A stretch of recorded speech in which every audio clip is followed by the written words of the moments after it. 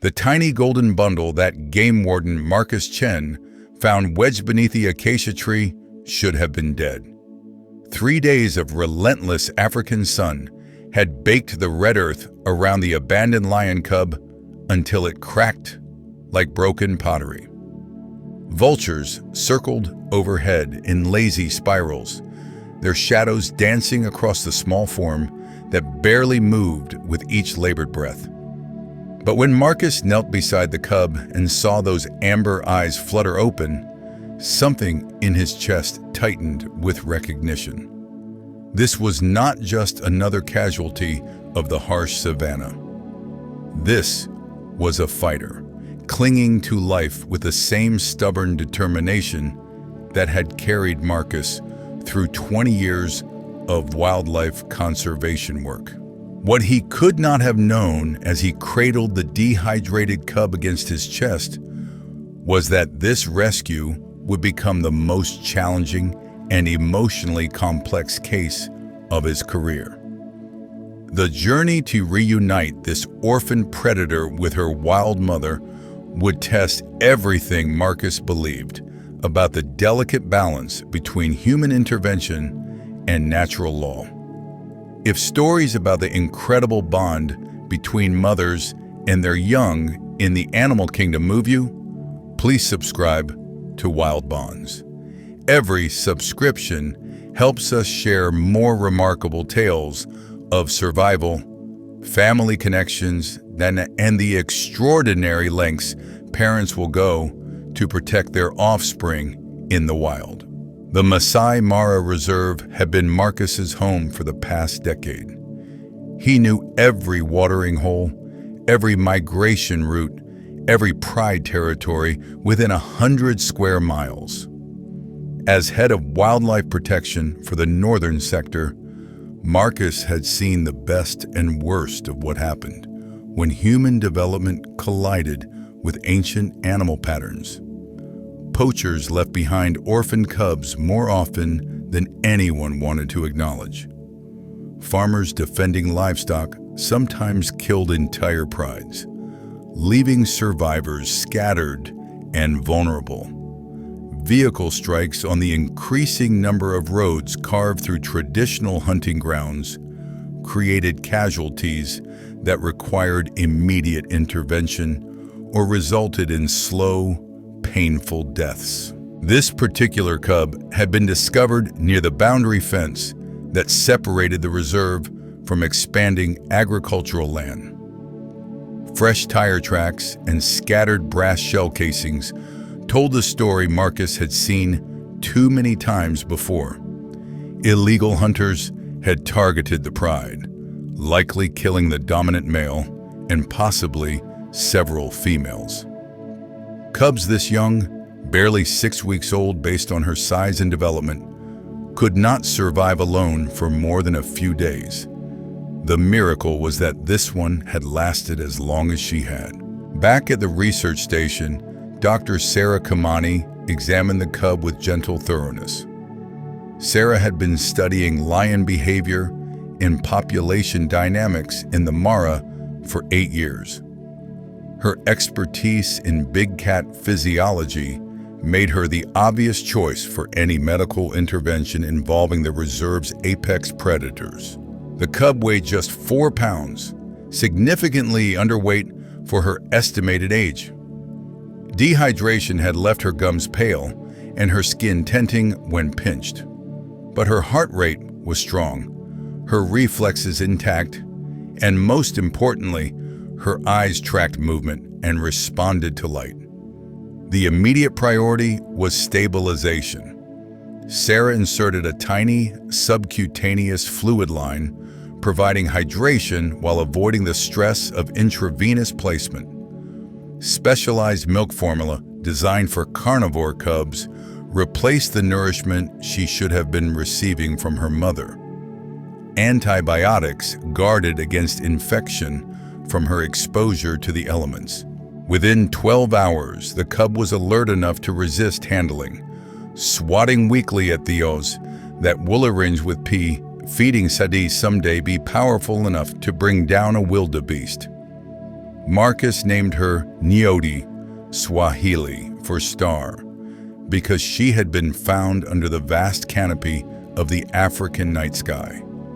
But even as Nyota grew stronger under their care, both Marcus and Sarah knew they faced an almost impossible challenge.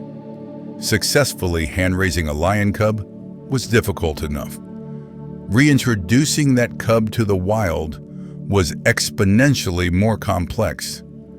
And reuniting an orphan cub with her biological mother, assuming that mother was still alive, bordered on miraculous.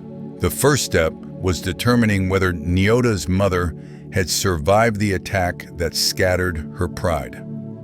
Marcus organized aerial surveys of the territory where she had been found, looking for any sign of adult females with cubs. Lions were creatures of habit, rarely venturing far from familiar hunting grounds unless forced by extreme circumstances. If Nyota's mother was alive, she would likely remain in the area, possibly searching for her missing offspring. The flights revealed scattered evidence of lion activity, but no clear indication of a specific pride's location. Fresh kills, territorial markings, and paw prints suggested at least some lions remained in the region. But identifying individuals from the air was nearly impossible. Ground tracking would be necessary, dangerous work that required following potentially aggressive predators into their own territory.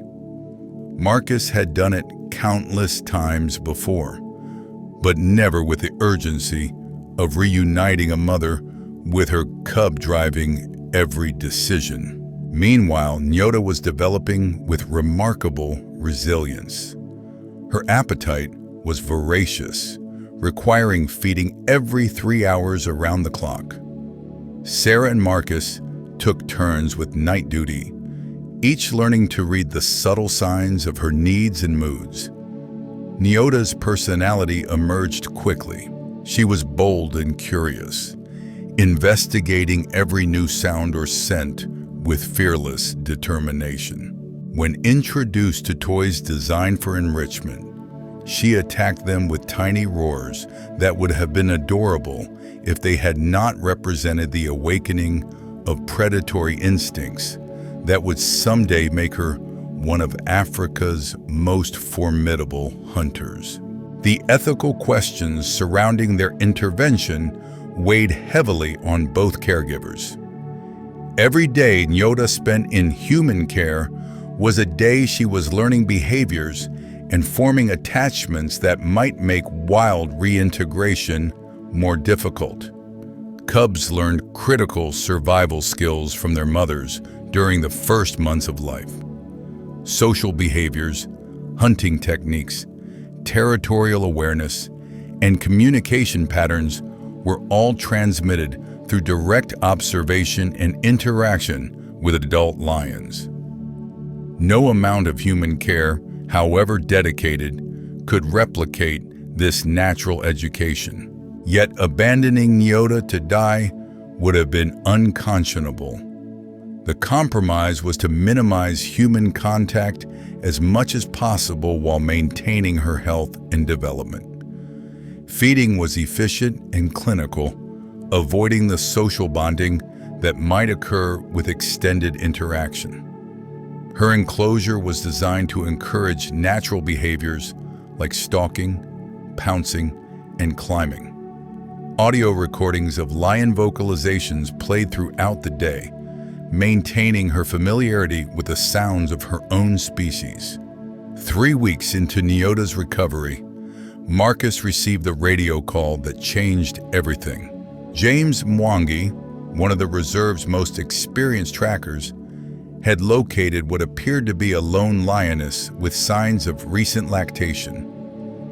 She was moving through the territory adjacent to where Nyota had been found, exhibiting behavior consistent with a mother searching for lost cubs. The lioness was clearly distressed, vocalizing frequently and investigating areas where cubs might hide. Most tellingly, she was alone, unusual for adult females who typically remain with their pride unless separated by trauma. The identification process required extreme caution. Lions were unpredictable in the best circumstances, and a grieving mother could be particularly dangerous. Marcus and James approached the sighting area in the early morning, when lions were typically less active. Using high-powered binoculars and telephoto cameras, they observed the lioness from a safe distance. Her behavior was consistent with maternal distress. She moved restlessly, pausing frequently to sniff the ground and call with low, mournful vocalizations that carried across the savannah. Physical evidence supported their theory.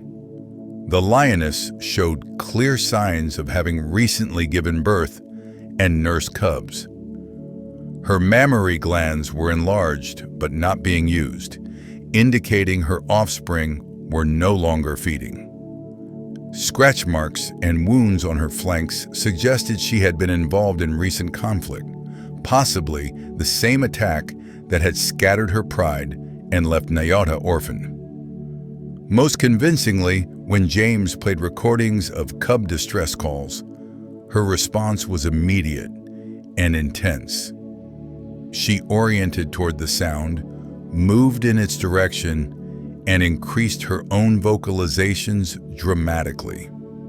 Sarah joined the observation team to assess the lioness's condition and behavior from a veterinary perspective. What she saw reinforced their theory while adding new concerns. The lioness was physically healthy, but showing clear signs of psychological distress. Her movement patterns were erratic, lacking the purposeful efficiency typical of hunting or territorial patrol. She was spending excessive time investigating areas where cubs might hide, behavior that would normally decrease after a few days if offspring were truly lost. This lioness was still actively searching, suggesting her maternal drive remained strong despite the passage of time. The next phase would be the most delicate and dangerous. Confirming that this lioness was actually Nyota's mother required genetic testing, but obtaining samples from a wild lion presented obvious challenges. More immediately, they needed to assess whether the lioness would accept a cub that had been in human care for weeks. Maternal recognition in lions was complex, involving scent, vocalizations, and behavioral cues that could be altered by captivity. Marcus consulted with colleagues at wildlife reserves across Africa, seeking advice from anyone who had attempted similar reunification efforts. The responses were mixed. Some reported successful reunions between mothers and cubs, separated for short periods. Others warned that extended separation often resulted in rejection or even aggression from mothers who no longer recognized their offspring. The scent of humans on a cub could trigger defensive responses, with mothers perceiving the young animal as a threat rather than their own offspring. The risks were significant for both animals. If the reunion failed, Nyota could be injured or killed by the very mother they were trying to return her to. The lioness might also suffer psychological trauma from the failed encounter, potentially ending her own chances of future reproductive success. But the alternative, raising Nyota in captivity for eventual placement in a zoo or sanctuary, felt like a betrayal of the wild heritage that defined her species. As Nyota entered her 4th week of recovery, time was becoming critical. Each passing day made successful reintegration less likely. Her human scent was growing stronger, her natural behaviors potentially compromised by captivity. The lioness, meanwhile, showed no signs of abandoning her search, but her physical condition was beginning to decline from the stress of constant movement and irregular feeding. A decision had to be made soon, before the window of opportunity closed forever. The preparation phase began with meticulous planning of every detail. The reunion would need to occur in neutral territory, away from the lioness's current range, to avoid triggering territorial defensiveness. Weather conditions had to be optimal, with calm winds to prevent scent confusion and clear visibility for human observers. Emergency veterinary equipment stood ready in case intervention became necessary. Tranquilizer rifles were prepared, but would only be used as an absolute last resort, as the chemicals could interfere with natural bonding behaviors. Most critically, Nyota needed to be prepared for the encounter in ways that maximized her chances of acceptance. Her human scent had to be minimized without completely eliminating it, since some familiarity might actually be beneficial if her mother had been exposed to human presence during the initial rescue search. Sarah developed a protocol involving careful washing with neutral soaps, followed by exposure to natural scents from the area where both animals would meet. The chosen location was a clearing near a seasonal water source, an area both animals would find familiar and comfortable. Hidden observation posts were established at safe distances, equipped with cameras and communication equipment. The plan was simple in concept, but terrifyingly complex in execution. Nyota would be placed in the clearing during the early morning hours when lions were naturally active. The lioness would be guided toward the area through careful placement of scent trails and audio cues. What happened when they met would determine whether this unprecedented rescue effort had succeeded or failed catastrophically. As the sun set over the Masai Mara the night before the planned reunion, Marcus sat beside Nyota's enclosure, watching the cub play with fierce concentration. Tomorrow would bring either triumph or tragedy, and there was no way to know which until the moment these two lions faced each other in the wild.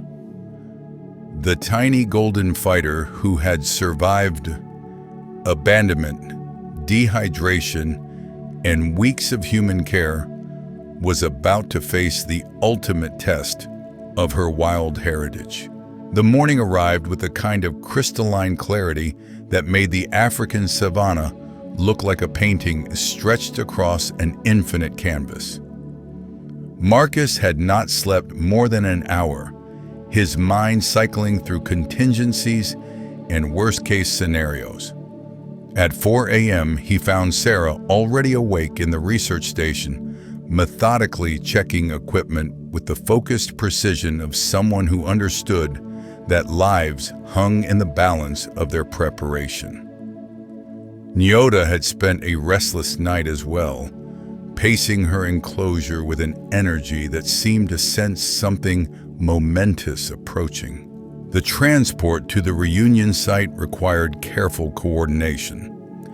Nyota traveled in a specialized carrier designed to minimize stress while maintaining security. Her vocalizations during the journey were different from the playful sounds Marcus had grown accustomed to over the past weeks.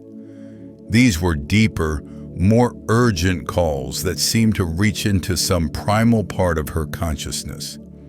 Sarah monitored her vital signs throughout the trip, noting elevated heart rate and respiratory patterns consistent with heightened alertness rather than fear. The clearing they had selected was perfect for their purposes. Ancient baobab trees provided natural boundaries while offering elevated observation points for the human team. A small watering hole reflected the early morning sky, creating an environment that would feel familiar and safe to both lions. Fresh tracks around the water's edge confirmed that local wildlife regularly used this location, adding authenticity to the setting that might help both animals feel more comfortable. James had arrived before dawn to establish the scent trails that would guide the lioness toward the reunion point. Using carefully collected samples from the area where Nyota had been found, he created a pathway of familiar odors that would appeal to the searching mother's instincts. The trail was subtle enough to seem natural while being strong enough to provide clear direction. Every element had to appear organic to avoid triggering suspicion in an animal whose survival depended on detecting threats and anomalies. The observation posts were manned by a carefully selected team. Marcus positioned himself closest to the clearing, armed with tranquilizer equipment he hoped desperately not to use. Sarah took a position that would allow her to assess both animals' physical conditions and behavioral responses. James maintained overwatch from the highest vantage point, his experienced eyes capable of spotting approaching lions long before others would notice them. Dr. Michael Ochieng, a behavioral specialist from the University of Nairobi, completed the team with equipment to document every aspect of the encounter. At precisely 6 a.m., as the sun painted the horizon in shades of gold and crimson, Nyota was released into the clearing. The moment her carrier door opened, she emerged with a confidence that surprised everyone watching. Rather than cowering or hiding, she began systematically exploring the area with methodical curiosity. Her behavior was remarkably natural for a cub who had spent weeks in captivity. She investigated scent markers left by other animals, tested the water source, and established herself near a fallen log that provided both elevation and cover. The waiting began immediately. Lions operated on their own timeline, and human schedules meant nothing to a wild predator following ancient instincts. The lioness could arrive within minutes or hours, depending on how quickly she encountered and followed the scent trail. During this period, Nyota's behavior would be critical. She needed to remain in the area while displaying natural cub behaviors that would trigger recognition and protective instincts in any approaching adult female. Marcus watched through binoculars as Nyota settled into patterns that seemed remarkably appropriate for her situation. She remained alert, but not anxious, investigating her surroundings while staying within the general area of her release point. Her vocalizations were intermittent but clear, the distinctive calls of a young lion announcing her presence to any adults within hearing range. Most encouragingly, she showed no signs of looking for human intervention, instead displaying the self-reliance that would be essential for wild survival. The first indication that their plan was working came an hour after Nyota's release. James spotted movement in the distant acacia grove, a tawny shape moving with the purposeful gait of a predator following a specific trail. The lioness had found their scent markers and was responding exactly as hoped. Her approach was cautious but determined, pausing frequently to test the air for additional information while maintaining steady progress toward the clearing. Sarah's radio crackled with quiet updates as the lioness drew closer. Her behavior remained consistent with a searching mother rather than a hunting predator. Her head was raised, ears forward, focusing on sounds and scents rather than visual prey cues. When she encountered stronger scent markers, her pace increased slightly and her vocalizations became more frequent. The low calls she made were distinctly maternal, the sound of a lioness attempting to locate and reassure her offspring. Nyota's response to these distant calls was immediate and profound. Her entire body posture changed from casual exploration to intense focus. She oriented toward the approaching sounds and began calling back with increasing urgency. The exchange of vocalizations between mother and cub was heartbreaking in its raw emotional content. Neither animal had yet seen the other, but some deep recognition was already occurring through sound alone. The critical moment arrived when the lioness reached the edge of the clearing. She paused behind a screen of tall grass, her amber eyes scanning the open area with a methodical assessment of an apex predator evaluating potential threats. For nearly 10 minutes, she remained motionless except for the subtle movements of her head as she processed visual, auditory, and olfactory information. Nyota, meanwhile, had positioned herself in clear view, calling persistently while displaying submissive postures appropriate for a cub greeting an adult. When the lioness finally stepped into the open, the transformation in both animals was instantaneous. Nyota's calls became almost frantic with excitement, while the lioness broke into the distinctive trot of a mother responding to her offspring's distress. The distance between them closed rapidly as instinct overrode the weeks of separation in human intervention that had kept them apart. The reunion itself was more intense than anyone had anticipated.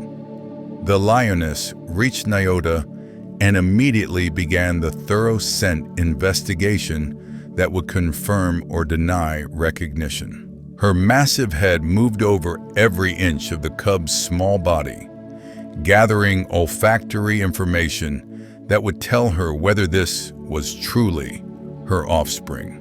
Nyota submitted to this examination while maintaining constant physical contact, pressing against her mother's legs and face with obvious desperation to reestablish their broken bond. For the human observers, the next few minutes were agonizing. The lioness's investigation seemed to last forever, though behavioral specialists later confirmed it was typical in duration for maternal recognition behavior. The presence of human scent on Nyota was clearly detectable, causing the lioness to pause and reassess several times. Her expression was unreadable to human eyes, but her body language suggested confusion rather than rejection. The breakthrough came when Nyota began nursing behavior, attempting to find her mother's milk despite the weeks of separation. This action seemed to trigger something fundamental in the lioness, some maternal response that transcended the confusing scent markers and foreign elements of Nyota's recent experience. She lowered herself to accommodate the cub's nursing position and began the rhythmic grooming that lions used to strengthen social bonds within their pride. Doctors, Ochieng's documentation captured every nuance of the interaction, creating a record that would be invaluable for future wildlife management decisions. The initial contact phase lasted nearly an hour, with both animals gradually relaxing into behaviors that were unmistakably those of a bonded mother and cub. The lioness's protective positioning, her constant attention to Nyota's location and needs, and her willingness to remain vulnerable while focused on her offspring, all indicated successful recognition and acceptance. But acceptance was only the first hurdle. The real test would be whether this reunited family could survive together in the wild. Nyota's weeks in human care had protected her from the natural learning experiences that cubs normally absorbed during their first months of life. She had missed critical lessons in hunting behavior, social interaction with other pride members, and threat assessment.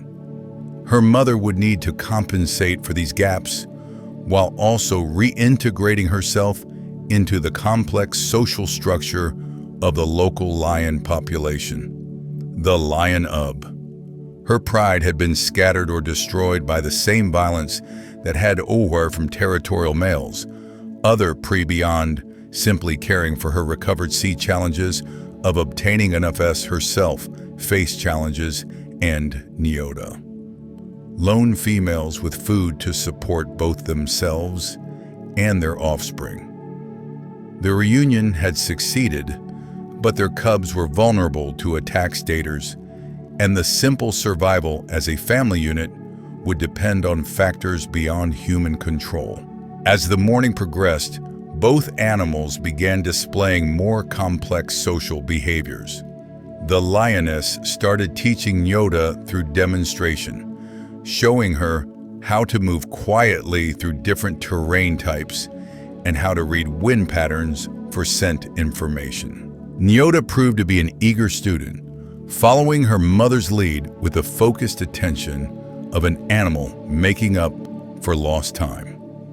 Her responses were remarkably appropriate, suggesting that genetic programming had preserved essential behavioral templates despite her unusual early experience. The human observers maintained their vigil throughout the day, documenting every interaction while remaining invisible to the reunited pair. Radio communications were kept to absolute minimum, and all movement was carefully coordinated to avoid disturbing the delicate reestablishment of the maternal bond. This was no longer a rescue operation, but a research opportunity that could inform wildlife management practices for generations to come. By midday, the lioness began showing signs that she was ready to move on from the reunion site. Her restless scanning of the horizon and periodic movement away from Nyota indicated preparation for travel to more secure territory. This was the final test of their renewed relationship. Would Nyota follow her mother into the unknown wilderness, leaving behind any residual connection to the humans who had saved her life? Would the lioness accept the responsibility of protecting and educating a cub whose early development had been so different from natural patterns?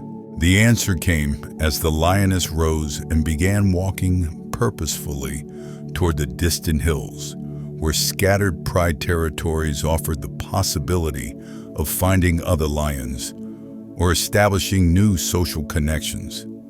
Nyota followed without hesitation, her small form trotting determinedly behind her mother's confident stride. Neither animal looked back toward the observation posts where human witnesses watched them disappear into the vastness of the African savanna. Marcus felt tears on his cheeks as the golden shapes vanished into the heat shimmer of the distant grasslands. The tiny fighter he had found dying under an acacia tree was now walking toward an uncertain but authentically wild future, guided by the mother whose desperate search had finally ended in success. The tracking team maintained surveillance of the reunited pair for the following weeks, using a combination of aerial surveys and ground-based observation to monitor their progress without interfering with their natural development. What they discovered challenged many assumptions about the resilience of both individual animals and maternal bonds in the wild. The lioness had not simply accepted Nyota back into her life. she had fundamentally altered her behavior patterns to accommodate the unique needs of a cub whose early experiences differed so dramatically from typical lion development. Within the first week after reunion, the lioness established a territory that was smaller and more defensible than the range she had maintained while searching for her missing offspring. This behavioral adaptation suggested she understood intuitively that Nyota required additional protection and education to compensate for her time away from natural learning environments. The chosen territory included multiple water sources, diverse hunting grounds suitable for teaching purposes, and several secure denning sites that could provide protection during Nyota's continued development. Dr. Ochieng's behavioral analysis revealed sophisticated teaching methods that the lioness employed to accelerate Nyota's education in essential survival skills. Rather than allowing natural learning to occur through gradual observation and imitation, the lioness actively demonstrated behaviors with exaggerated clarity. Her stalking movements were slower and more deliberate when Nyota was watching, her scent-marking behaviors more pronounced, her responses to environmental stimuli more obvious. She was consciously educating her recovered cub in ways that compressed months of typical learning into intensive daily lessons. Nyota's response to this accelerated education was remarkable. Her natural intelligence and genetic programming allowed her to absorb information at a rate that surprised even experienced wildlife behaviorists. Within 10 days of their reunion, she was displaying hunting postures and movements that typically took cubs weeks longer to develop. Her ability to read her mother's signals and respond appropriately suggested that her weeks in human care had not damaged her capacity for intraspecies communication as many had feared. The first serious test of their renewed bond came when a young male lion entered their territory. Adult males pose potential threats to cubs, particularly those not biologically related to them. The lioness's protective response was immediate and uncompromising. She positioned herself between Nyota and the intruder while vocalizing threats that could be heard across vast distances. Her willingness to confront a larger, potentially dangerous animal demonstrated that her maternal instincts toward Nyota were as strong as they would have been toward a cub she had never lost. Nyota's behavior during this encounter was equally telling. Rather than freezing or attempting to approach the unknown male, she immediately sought cover behind her mother and remained silent until the threat had passed. Her responses were textbook examples of appropriate cub behavior in dangerous situations, indicating that her instincts remained intact despite her unusual early experiences. The male lion eventually retreated, deterred by the lioness's aggressive defense, and perhaps recognizing that challenging a protective mother was rarely worth the potential cost. As their second month together progressed, more complex social dynamics began emerging. The lioness started making contact with other females in the area, testing the possibility of rejoining or forming a new pride structure. These interactions were delicate negotiations that required balancing her own need for social support with protection of her vulnerable cub. Nyota's presence complicated these social maneuvers, as her scent still carried traces of human contact that made other lions wary. The breakthrough in social reintegration came when they encountered another lioness with cubs of similar age to Nyota. The initial meeting was tense, with both mothers displaying protective aggression. But the cubs themselves showed immediate interest in each other, displaying the playful behaviors that were essential for their social development. Gradually, the adult females allowed supervised interactions between their offspring, creating the foundation for a potential new pride structure. Marcus observed these developments with a mixture of professional satisfaction and personal concern. The successful reunion had exceeded their most optimistic projections, but new challenges were emerging that highlighted the complexity of wildlife management in an increasingly human-dominated landscape. The territory the lioness had chosen bordered agricultural areas where conflicts with farmers were inevitable. Her hunting success would need to be carefully monitored to ensure she could support both herself and Nyota without resorting to livestock predation that would trigger human retaliation. The agricultural boundary presented ongoing dangers that required constant vigilance from the wildlife protection team. Farmers in the region had legitimate concerns about livestock losses and used various methods to protect their animals, some of which posed serious threats to lions. Poison baits, snare traps, and direct confrontations could end the reunion story as tragically as it had begun. Marcus worked with local communities to establish early warning systems and compensation programs that might reduce the likelihood of deadly encounters. 3 months after the reunion, Nyota had grown significantly and was beginning to display the confident independence that marked successful wild lion development. Her hunting skills remained rudimentary, but her stalking behavior and prey assessment abilities were advancing rapidly under her mother's tutelage. Most importantly, her social integration with other young lions in their expanding group was complete, with no behavioral indicators that her early human contact had created lasting developmental problems. The lioness herself had undergone her own transformation during this period. The desperate searching behavior that had characterized her during the weeks of separation had been replaced by focused maternal attention and territorial confidence. Her physical condition had improved dramatically as the stress of loss was replaced by the purpose of education and protection.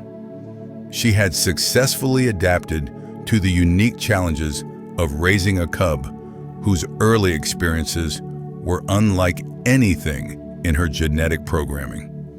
Dr. Kamani's ongoing health assessments confirmed that both animals were thriving physically.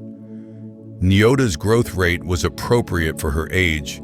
Her muscle development indicated adequate nutrition and exercise, and her coat condition reflected excellent overall health. The lioness showed no signs of the stress-related problems that had concerned the team during her period of searching. Blood samples obtained through careful DART sampling revealed hormone levels consistent with successful maternal bonding and territorial establishment. The success of the reunion had attracted attention from conservation organizations worldwide, but Marcus was careful to limit publicity that might interfere with the animal's natural development or attract unwanted human presence to their territory. The story was documented for scientific purposes and shared with wildlife management professionals, but commercial exploitation was strictly controlled. The focus remained on the welfare of the animals rather than the human satisfaction of a successful rescue story. As Nyota approached her 6th month of life, new developmental milestones were being reached regularly. Her first successful hunt of small prey demonstrated that her predatory instincts were fully functional despite her unusual early experiences. Her participation in territorial scent-marking behaviors showed integration into the social structure of their expanding pride. Most significantly, her responses to human presence during monitoring activities were appropriately wary, indicating that her natural fear responses had developed normally despite her early exposure to human care. The lioness had also reached important milestones in her recovery from the trauma that had separated her from her cub.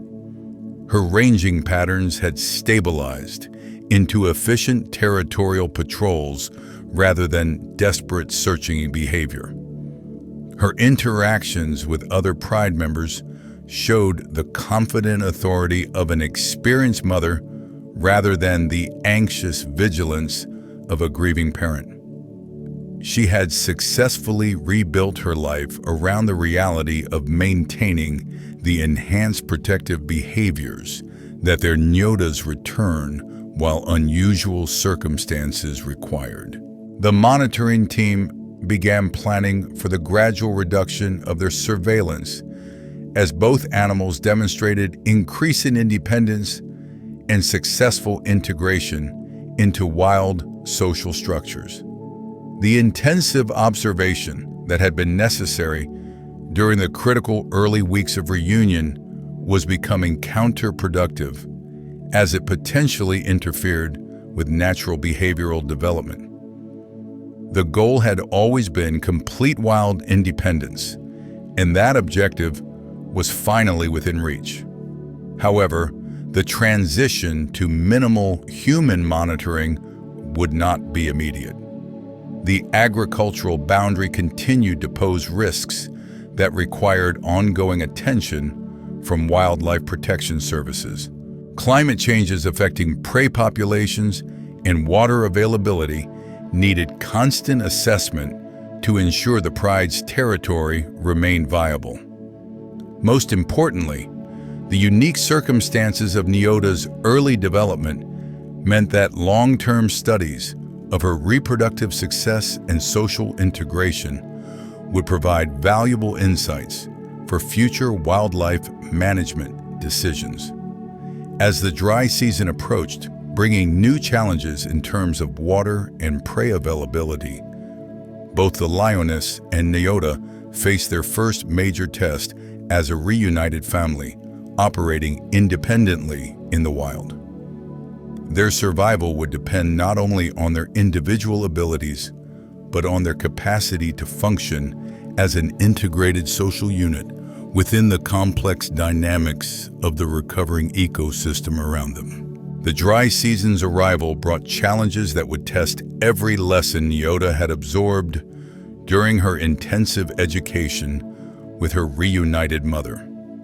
Water sources that had sustained them through the wet months began shrinking to muddy pools surrounded by cracked earth. Prey animals concentrated around the remaining water points, creating hunting opportunities, but also increasing competition with other predators. The lioness demonstrated remarkable strategic thinking as she adjusted their daily routines to accommodate these changing conditions, always ensuring that Nyota's continuing education remained the priority even as survival pressures intensified. Dr. Kamani's aerial surveys revealed the broader impact of the drought on lion populations throughout the region.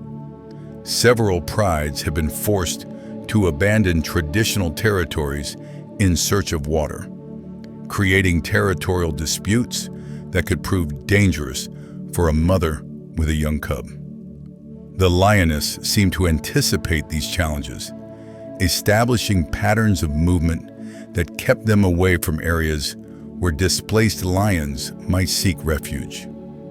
Her ability to read environmental cues and adjust accordingly suggested years of experience navigating the complex relationships between weather, prey availability, and predator competition.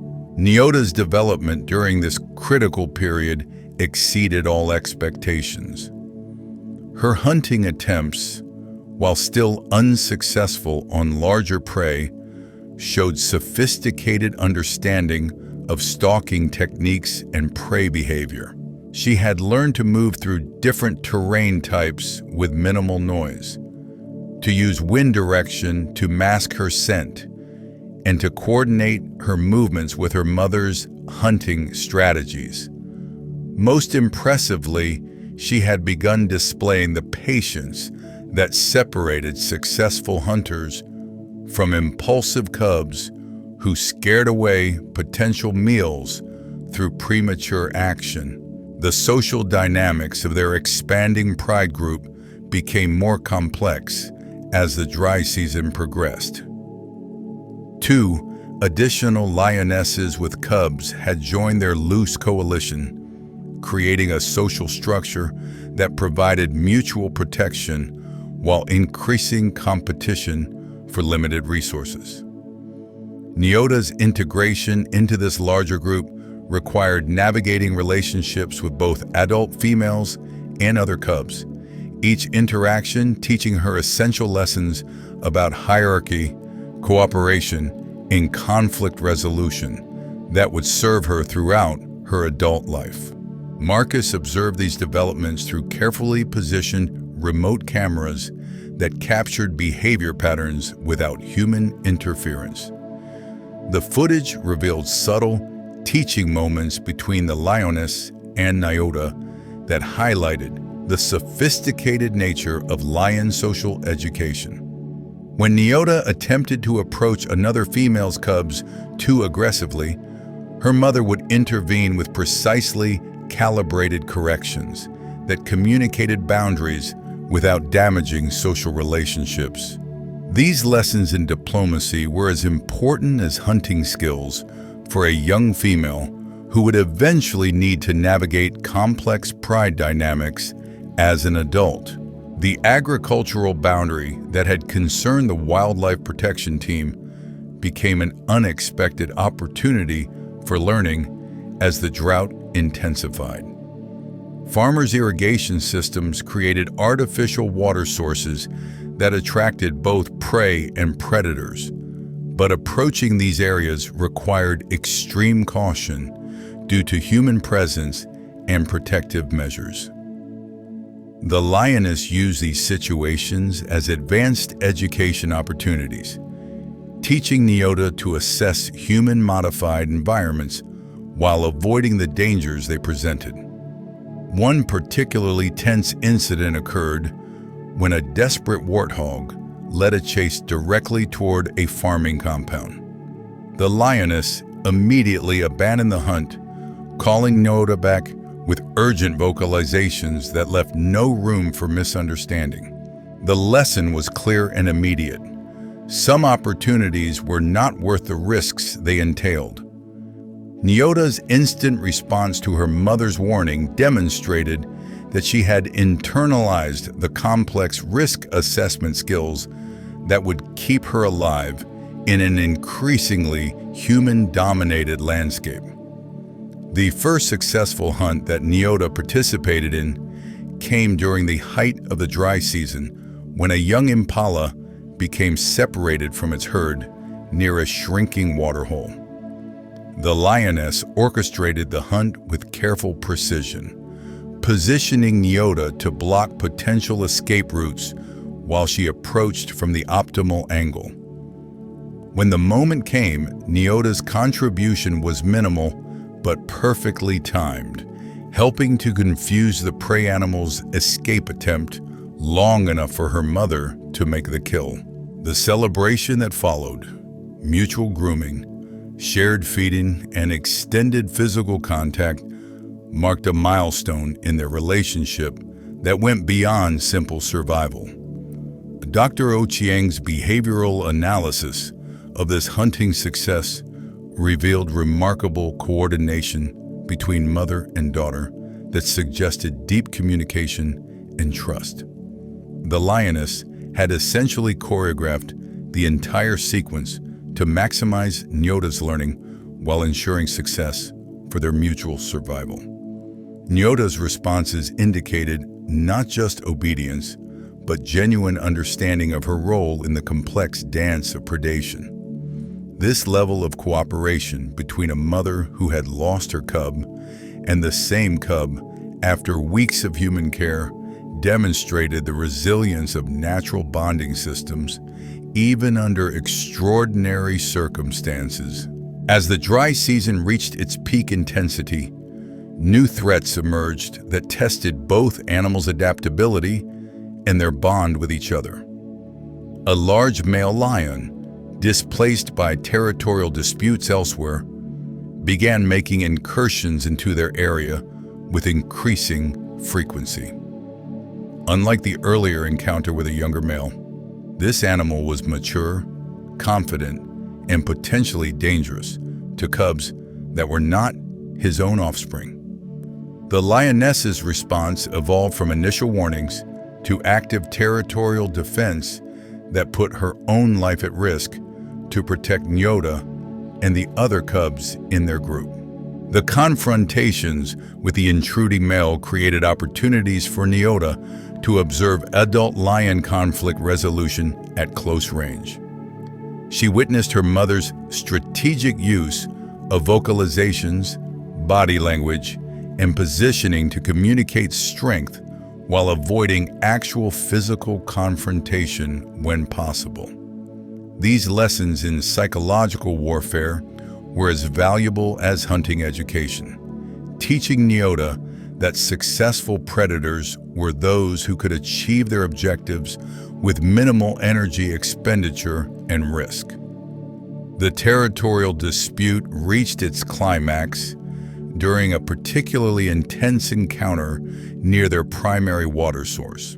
The male's persistence in challenging their group's access to this critical resource forced the lioness into direct confrontation that could have ended tragically for either animal.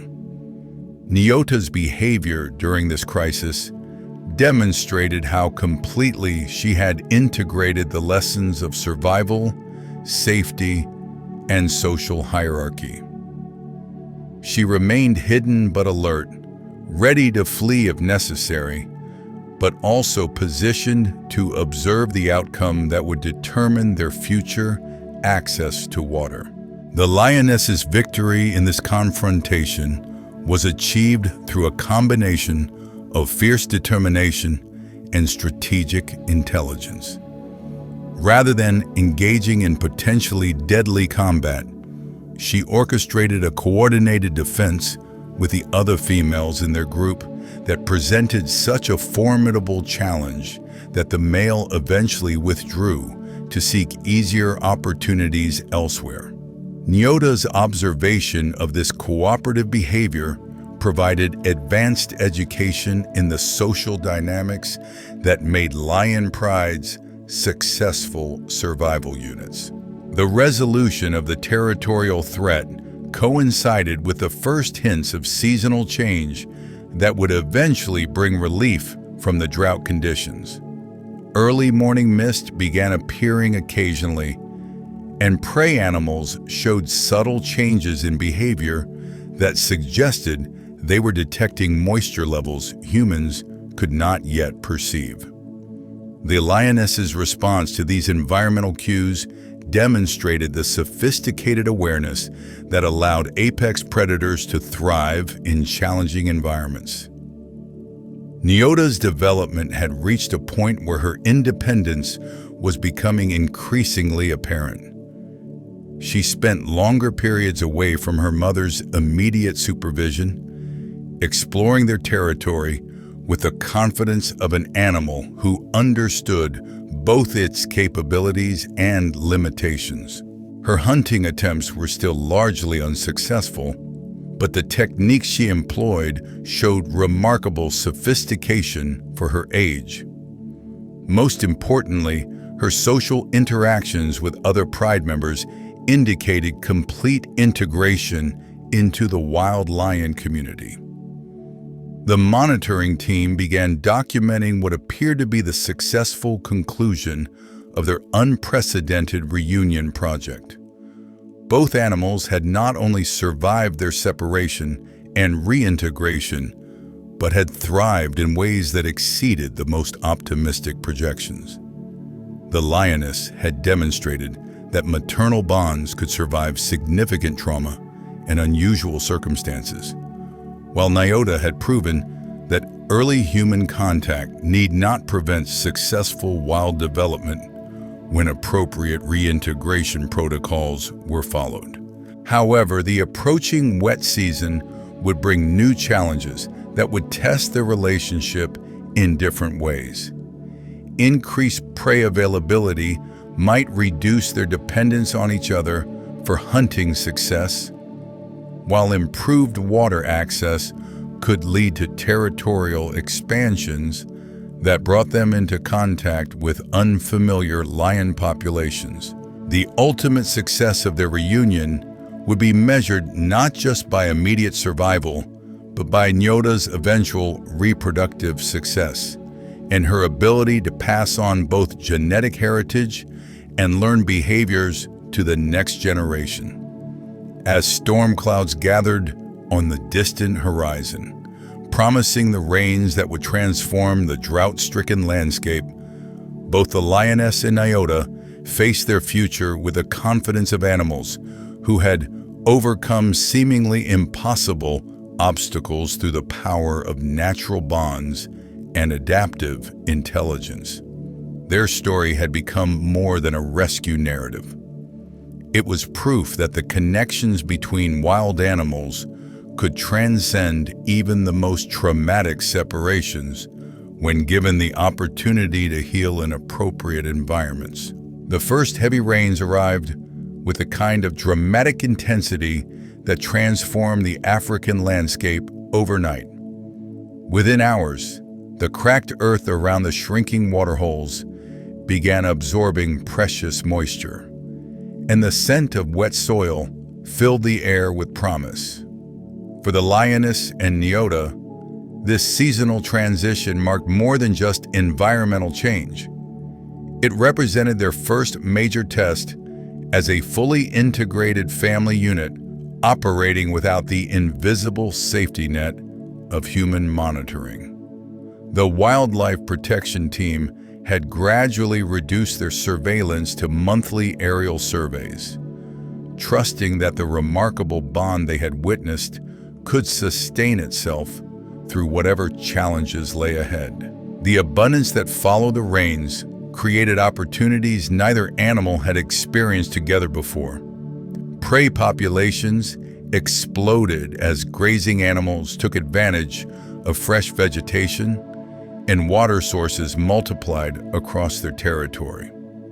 This prosperity brought its own complications, as successful prides expanded their ranges and previously isolated groups began encountering each other with increasing frequency. The lioness found herself managing not just Nyota's continuing education, but also the complex social negotiations required to maintain their group's position within the shifting hierarchy of the region's lion population. Nyota's hunting skills advanced rapidly in this environment of plenty, with multiple opportunities daily to practice stalking and coordination. Her success rate improved dramatically. Her first solo kill of a small antelope was achieved with techniques that perfectly mirrored her mother's teaching, demonstrating how effectively the intensive education of the dry season had prepared her for independence. The lioness watched this milestone with a kind of alert satisfaction that suggested recognition of her offspring's growing capabilities, but also awareness that successful hunting marked the beginning of eventual separation. The social structure of their pride continued evolving as the wet season progressed. The addition of a mature male who had successfully courted one of the associated females created new dynamics that required careful navigation. Unlike the threatening intruder they had faced during the drought, this male showed appropriate behavior toward cubs and was gradually accepted by all the females in their group. Nyota's interactions with this new pride member provided essential experience in dealing with adult males who were neither threats nor related family members. Dr. Kamani's quarterly health assessments revealed that both animals were thriving beyond all expectations. Nyota had reached full juvenile size and displayed muscle development consistent with excellent nutrition and regular exercise. Her coat condition was magnificent, and behavioral observations indicated complete psychological integration into wild social patterns. The lioness showed no residual signs of the trauma that had initially separated them, her hormone levels reflecting successful territorial establishment and social bonding. The agricultural boundary that had been a source of constant concern throughout their reunion was becoming less problematic as improved environmental conditions reduced pressure on both wildlife and human communities. Farmers reported fewer livestock losses to predation, and compensation programs established by Marcus's team had created positive relationships with local communities who now viewed the lions as valuable rather than merely dangerous. This shift in human attitudes represented a crucial long-term success factor for the pride's continued survival. As Nyota approached her first birthday, subtle changes in her relationship with her mother indicated that natural independence processes were beginning. She spent increasing amounts of time with other young females in the pride, learning social skills that would serve her when she eventually established her own territorial, providing guidance and protection. But her interventions were becoming less frequent and more selective claims. The lioness continued, allowing Nyota to develop the decision-making abilities essential for adult survival. The success of their reunion had implications that extended far beyond their individual story. Wildlife management protocols throughout the region were being revised based on insights gained from their experience, and training programs for conservation workers now included modules on trauma-informed animal care and complex reintegration strategies. The documentation of the relationship had contributed to a growing understanding of the psychological needs of rescued wildlife and the importance of species-appropriate social structures in recovery programs. The monitoring team's final report, filed 18 months after that crystalline morning when a desperate mother first caught sight of her recovered daughter, documented outcomes that exceeded every projection. Nyota had successfully integrated into wild lion society, displaying hunting prowess and social intelligence that showed no residual effects from her early human contact. Her mother had rebuilt not just her own life, but had become a matriarch whose protective wisdom guided an entire pride through the challenges of an increasingly complex landscape. Their story had proven that sometimes the most profound healing occurs when we trust natural bonds to overcome seemingly impossible separations, and that love between wild hearts can transcend even the most traumatic circumstances.